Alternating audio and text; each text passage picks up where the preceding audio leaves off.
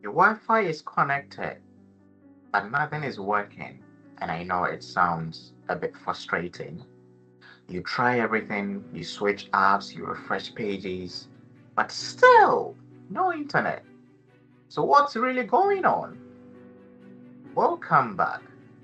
As we continue on our digital literacy journey, which is the IC3 Global Standard 6.30 port, we are now focusing on one of the most practical skills you will ever need. That is troubleshooting connection issues.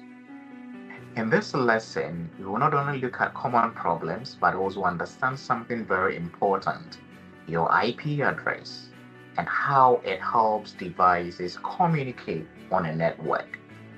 I'll walk you through simple step-by-step actions you can take when things go wrong, so to speak. So how do you check your IP address to inspect, physical connections, restarting your router or the modem, and fixing common Wi-Fi issues, and knowing when to contact your ISP, which is your internet, service provider.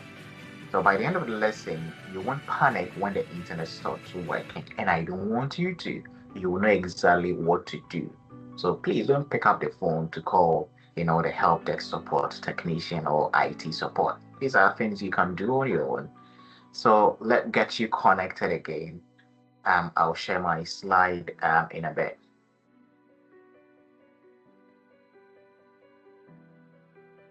So this is going to be the last sub-objective of our lesson 1, which is the technology basics for level 1 of our IC3 digital literacy, that is the global standard 6.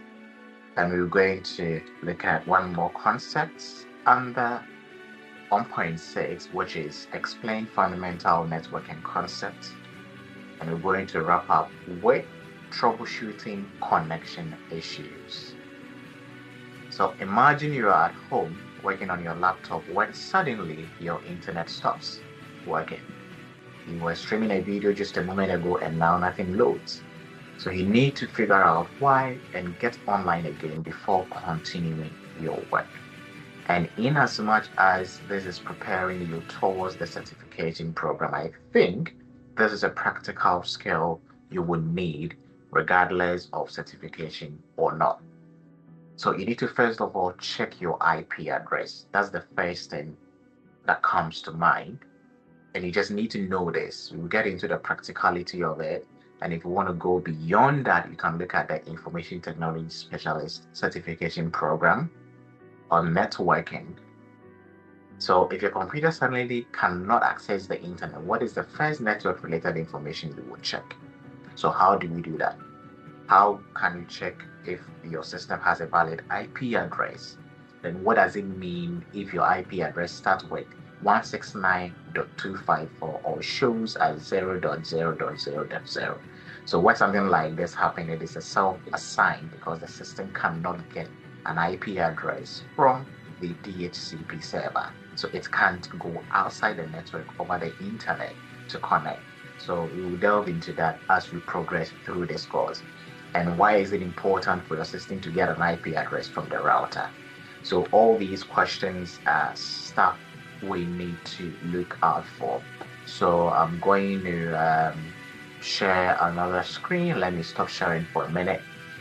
I'm not supposed to do that, but I just wanted to see it as it is happening.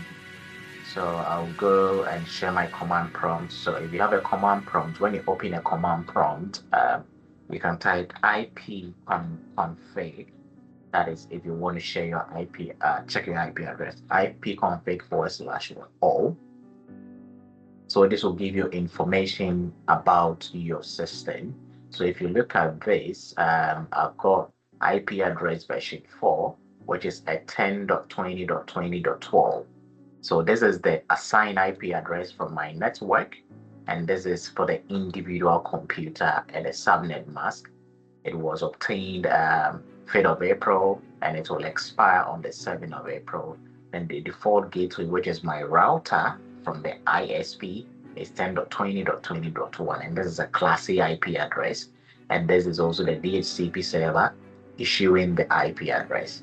So if something happened and here we see 169.254, then maybe dot another number. I don't want to get into the details of networking, but as we progress, I will throw more light on that. So just so you know, this is how you can get to know if you're connected to the internet and if you have let's say a correct IP address assigned to you to communicate. Yeah. Okay. So that's about it. Let me head over back to my slide. Now you can get into details when it comes to networking, and I'm pretty sure I'll do just fine and help you understand it. Yeah. Okay. Then you need to check your physical connections. Probably it's not hooked correctly if you are using a registered jack. So if your computer doesn't have a valid IP address, what is the simplest hardware issue you must check first? So you need to check if RG is connected, if your router is on and functioning, and why might unplugging and reconnecting an Ethernet cable help? So when you unplug, you reconnect, you restart, it helps in a way.